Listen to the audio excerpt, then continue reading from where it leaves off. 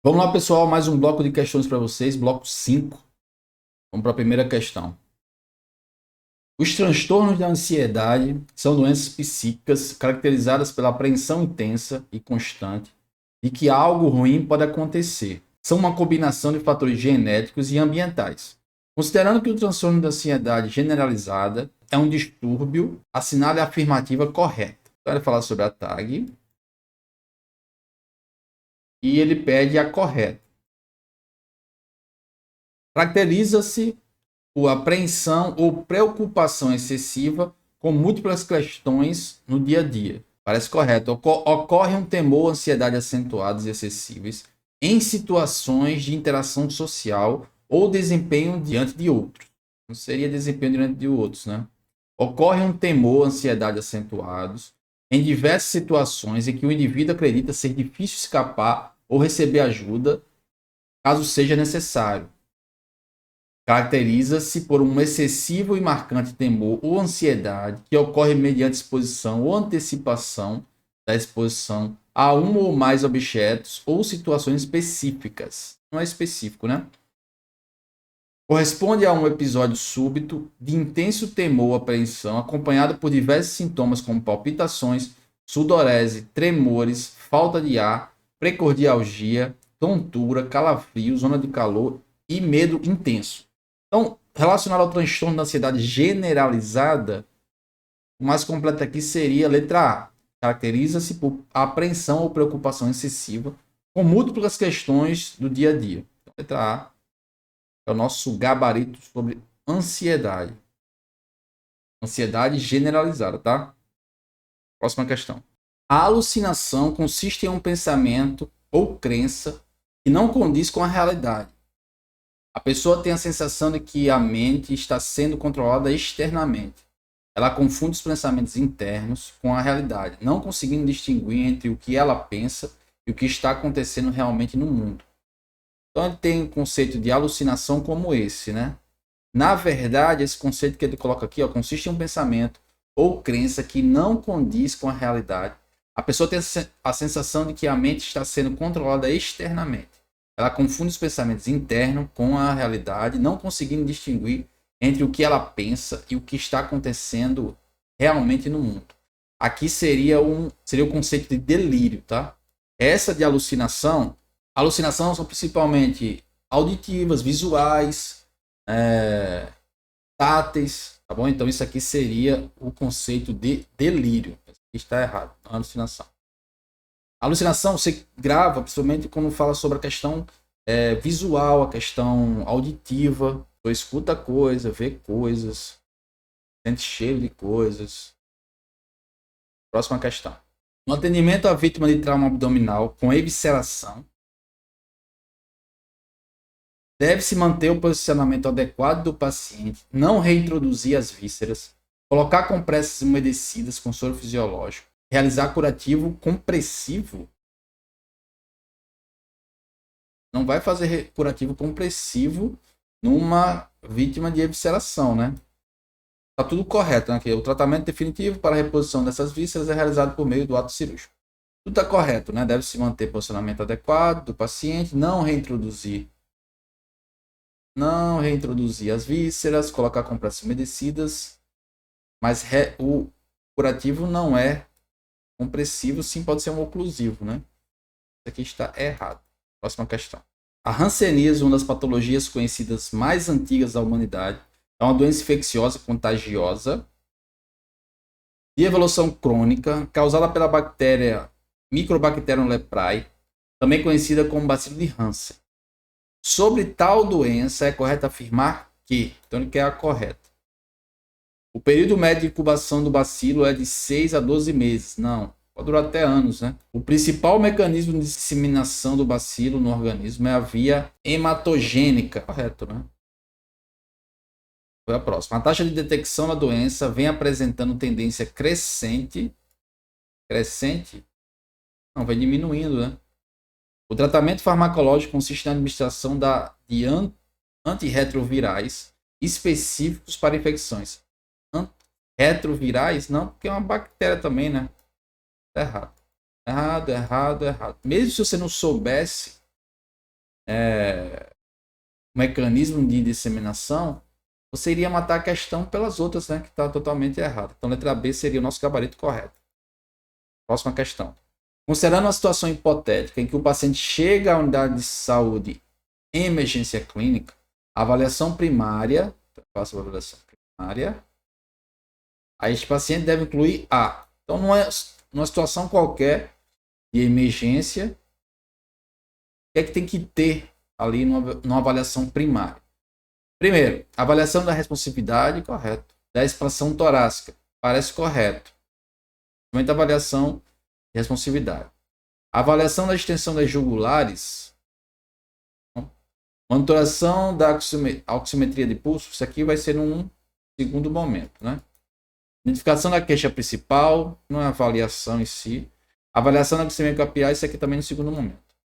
Então, dessas aqui, principalmente pela avaliação da responsividade, a letra A seria mais completa, né? A avaliação da responsividade e da expansão torácica. A letra expansão torácica até para saber se o paciente está com parada, enfim.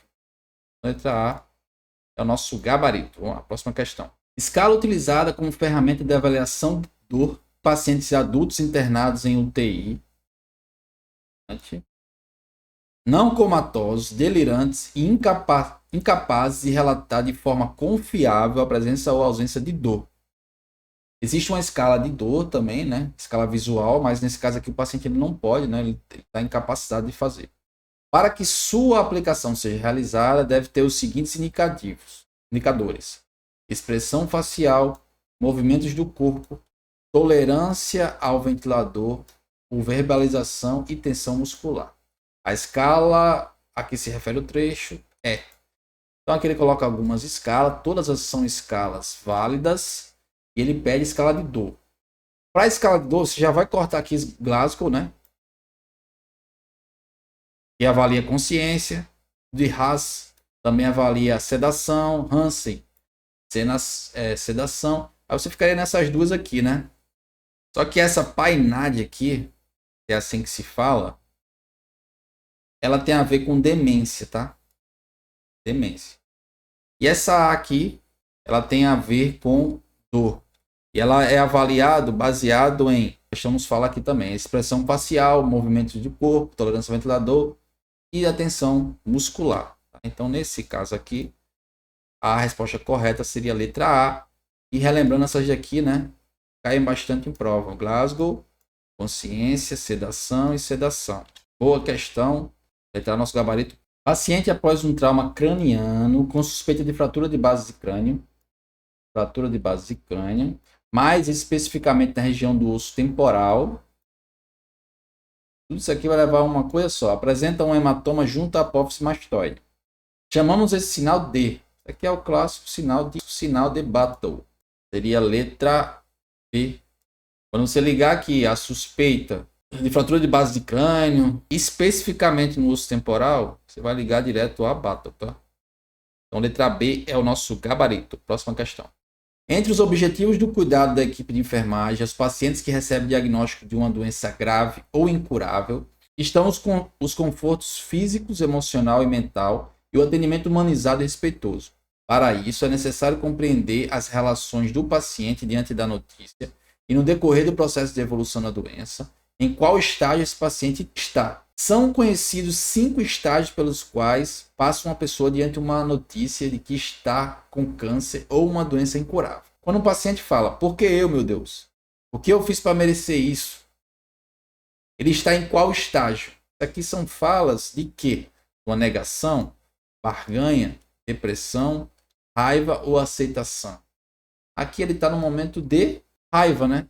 O que eu fiz para merecer isso? No estágio de raiva. Letra D é o nosso gabarito.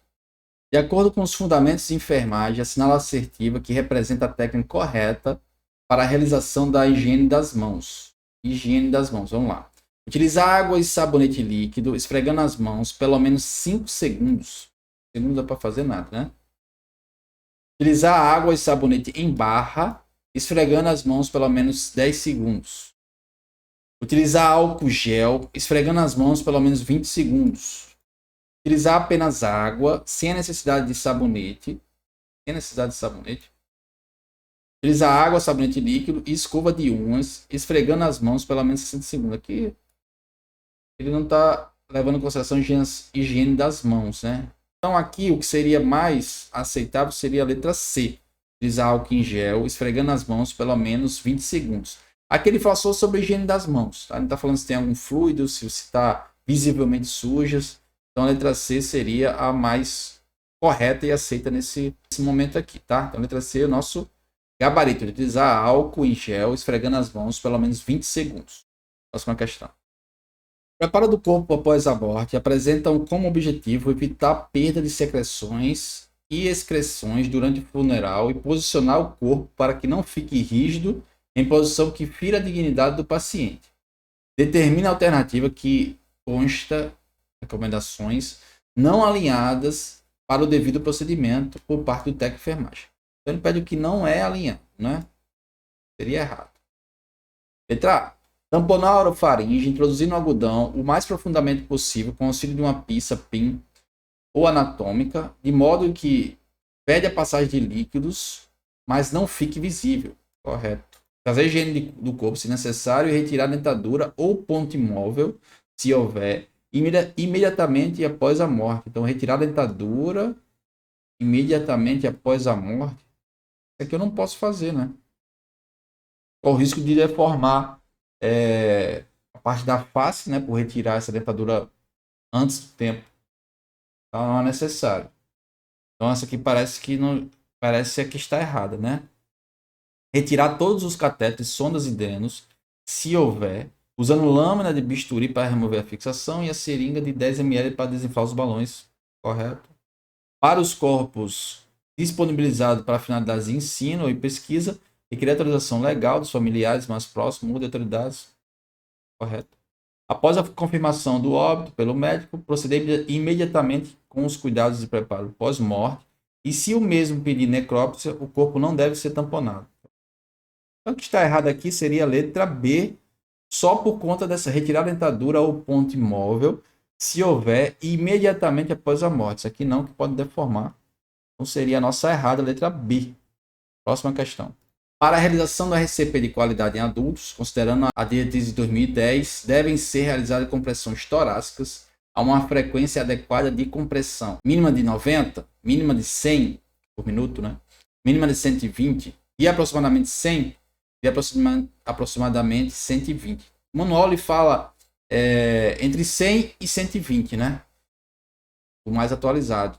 Então eu posso considerar aqui como a mínima de 100, letra B, então nosso gabarito, mas lembrando que é de 100 a 120, de acordo com o mais atual, tá? Próxima questão. A inserção de uma sonda nasoenteral entérica é uma prática comum em ambiente de cuidados agudos e crônicos para a administração da nutrição enteral ou medicamentos a pacientes de todas as idades. A sendo a alternativa correta sobre a diferença, os diferentes métodos de infusão de dieta enteral. Letra A. Intermitente. Fornece nutrição enteral durante um período curto de tempo, com intervalo de tempo específico, por gravidade ou com auxílio de uma seringa.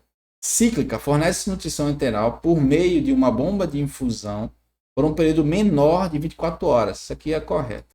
Cíclica menor do que 24 horas com a bomba de infusão. Cíclica. Fornece nutrição enteral durante um período curto de tempo. Aqui ele misturou com intermitente, né? Bolos. Fornece nutrição enteral por meio de uma bomba de infusão. Não é bomba de infusão. Contínua. Fornece nutrição enteral durante o tempo de 20 a 60 minutos. Não, contínua já está falando que não. Com auxílio da bomba de infusão. Isso aqui está errado. Então, aqui está correta, seria a letra B. Cíclica. Fornece nutrição enteral por meio de uma bomba de infusão por período menor. Isso aqui é importante, né? Menor de 24 horas. Letra B, então, é o nosso gabarito. A hipertensão arterial sistêmica é uma doença crônica prevalente e tem forte relação com a ocorrência de doenças cardiovasculares. E é a principal causa de morte no Brasil e no mundo. No país, morrem cerca de 350 mil, consequências de doenças cardiovasculares, e a maioria tem como uma das causas a hipertensão, que é responsável por 80% dos casos de acidente vascular cerebral. E também se mostra um agravante em quadros de infarto, aneurisma e até insuficiência renal. Sobre a medida de pressão arterial, assinala a alternativa em que possui as informações corretas sobre a técnica do procedimento. Vamos falar sobre aferição da pressão arterial, né? Ao realizar a medida de pressão arterial, o técnico de enfermagem deve certificar-se de que o paciente esteja sentado, correto, não esteja com a bexiga cheia, correto, não praticou exercício físico e não ingeriu bebidas alcoólicas, café, alimentos, ou fumou 10 minutos antes. Não são 10 minutos, são 30 minutos, está errado.